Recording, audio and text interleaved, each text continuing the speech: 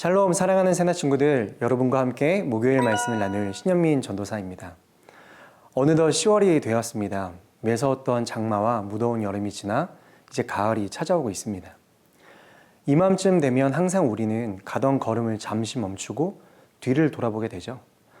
올 한 해 내가 계획했던 일들은 얼마나 이루어졌나, 나는 얼마나 계획한 대로 열심을 다해 살아왔나 돌아보게 됩니다. 그런데 제 스스로 되돌아보면 지금까지 매년 단 한 번도 만족하거나 내 계획대로 살아왔던 적이 없는 것 같습니다. 늘 예기치 못한 일들 투성이었고 원했던 결과와는 거리가 멀었습니다. 그러면서 깨닫게 됩니다. 내가 세운 계획으로는 내 삶을 주도하지 못한다는 사실을 말이죠. 잠언 16장 9절에 이렇게 말씀하고 있습니다. 사람이 마음으로 자기 앞길을 계획한다 해도 그 걸음은 여호와께서 이끄신다. 언제나 우리가 기억해야 할 것은 내 계획보다도 더 크신 분이 계시다는 사실입니다. 우리의 계획은 언제나 그분 아래에 있습니다. 나에게 찾아오는 매 순간의 선택은 언제나 그분의 선택 안에 있습니다. 그렇기 때문에 우리는 날마다 우리의 걸음을 인도하시는 하나님을 의지해야만 합니다. 함께 살펴볼까요? 오늘의 주제는 나의 선택은입니다. 오늘의 말씀은 예레미야 40장 1절에서 6절입니다. 경호대장 느부사라단이 바벨론으로 사로잡혀가고 있는 유다와 예루살렘의 모든 포로들 가운데 사슬에 묶여있는 예레미야를 라마에서 풀어준 후에 여호와께로부터 예레미야에게 임한 말씀입니다. 경호대장이 예레미야를 데리고 가서 그에게 말했다. 네 하나님 여호와께서 이곳에 이 재앙을 선포하셨고 이제 여호와께서 그 재앙을 이루셨고 선포하신 대로 행하셨다. 이 모든 것은 너희가 여호와께 죄를 지었고 그분의 목소리에 순종하지 않았기 때문에 일어났다. 그러나 이제 보아라. 오늘 네 손에 묶여있는 사슬로부터 내가 너를 풀어줄 것이다. 네가 나와 함께 바벨론으로 가는 것이 좋게 여겨지면 가라. 내가 너를 잘 돌봐주겠다. 그러나 네가 나와 함께 바벨론으로 가는 것이 좋지 않게 여겨지면 가지 마라. 보아라, 온 땅이 네 앞에 놓여 있다.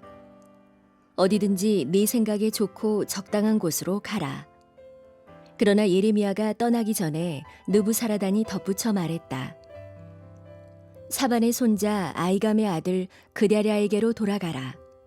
바벨론 왕께서 그를 유다 성읍들의 총독으로 임명하셨다. 그와 함께 네 백성 사이에서 살아라. 아니면 어디든 네 생각에 적당한 곳으로 가라.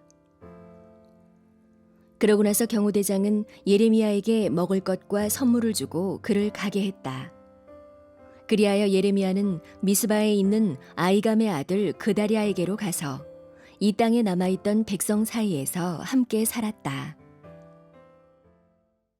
예레미야가 바벨론의 포로로 끌려가고 있었습니다. 그런데 어제 나눴던 말씀을 기억하는 친구들은 의문이 들 겁니다.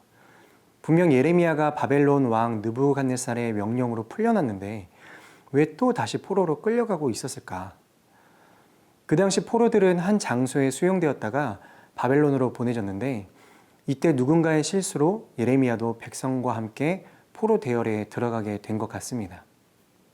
그 후 군대의 중간 집결지 예루살렘의 북쪽 지역인 라마까지 압송되었던 것이죠. 그런 예레미야를 바벨론의 경호대장 느부사라단이 발견하고는 풀어준 것입니다. 2절에서 3절 말씀 함께 읽겠습니다. 경호대장이 예레미야를 데리고 가서 그에게 말했다. 내 하나님 여호와께서 이곳에 이 재앙을 선포하셨고 이제 여호와께서 그 재앙을 이루셨고 선포하신 대로 행하셨다. 이 모든 것은 너희가 여호와께 죄를 지었고 그분의 목소리에 순종하지 않았기 때문에 일어났다. 느부사라단은 예레미야에게 예루살렘이 멸망한 이유를 설명합니다. 예루살렘에 재난이 임한 것은 유다가 범죄하고 하나님의 명령에 순종하지 않았기 때문이라고요. 바벨론의 이 경호대장은 이방인이었습니다. 그런데 놀랍게도 그는 예루살렘의 멸망 이유를 정확히 알고 있었습니다. 오히려 유대인들보다도 말이죠. 그는 이 모든 일은 하나님의 계획이었고 하나님의 방법이었다고 말합니다. 그러나 한 가지 그도 몰랐던 사실이 있습니다. 4절을 보면 느부사라단이 오늘 내 손에 묶여있는 사슬로부터 내가 너를 풀어줄 것이다 라고 말하죠. 그는 예레미야를 풀어주는 것은 자신의 선택이라 여겼습니다. 그러나 우리가 분명히 알아야 할 사실이 있습니다. 예레미야가 풀려나게 된 것조차도 바로 하나님의 선택이었다는 것입니다. 포로로 끌려가고 있는 유다 백성을 바라보시면서도 끝까지 자기 백성을 포기하지 않으시고 바른 길로 이끄시기 위해 다시 한번 예레미야를 선택하셨던 것이죠. 사랑하는 여러분, 오늘 우리가 마주하게 되는 모든 상황에는 하나님의 백성을 이끄시기 위해 당신을 믿지 않는 자라도 들어 사용하시는 그분의 강한 의지가 담겨 있습니다. 오늘도 하나님의 선택과 계획은 언제나 그분의 백성을 향해 있다는 사실을 기억하시길 바랍니다.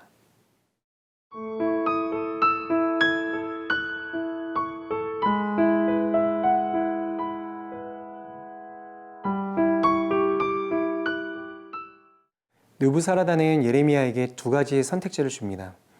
하나는 자신과 함께 바벨론에 가서 호의호식하며 편하게 지내는 것입니다. 다른 하나는 패망한 유다로 돌아가서 남은 백성과 사는 것입니다. 예레미야는 무슨 선택을 했을까요? 6절 말씀 함께 읽겠습니다. 그리하여 예레미야는 미스바에 있는 아히감의 아들 그달랴에게로 가서 이 땅에 남아있던 백성 사이에서 함께 살았다. 예레미야는 남아있는 유다 백성들에게 돌아갑니다. 어떻게 이런 선택을 할 수 있었을까요? 바벨론에게 복종해야 한다고 유다의 멸망을 예언했던 예레미야는 친바벨론자라는 오해를 불러일으켰기에 바벨론에 가면 부족한 것 없이 잘 살 수 있었습니다. 그런데 그 좋은 것을 포기하고 폐허가 된 유다를 선택한 이유가 무엇일까요? 유다 백성들을 너무 사랑해서? 생각을 해보면 예레미야가 40년 가까이 유다 백성들에게 멸망을 예언할 때 유다 백성들은 그를 미치광이 취급했습니다. 끝까지 그의 말에 귀를 기울이지 않았습니다. 만약 제가 예레미야였으면 바벨론은 아니더라도 유다 백성들을 보지 않을 수 있는 어디 다른 먼 곳으로 갔을 것 같아요. 그런데 예레미야는 남은 백성들에게 돌아가기를 선택했습니다. 맞습니다. 그가 백성들을 사랑했기 때문이겠죠. 그런데 그 사랑의 마음이 어디로부터 온 것일까요? 1절 말씀에 이렇게 나와 있죠. 라마에서 풀어준 후에 여호와께로부터 예레미야에게 임한 말씀입니다.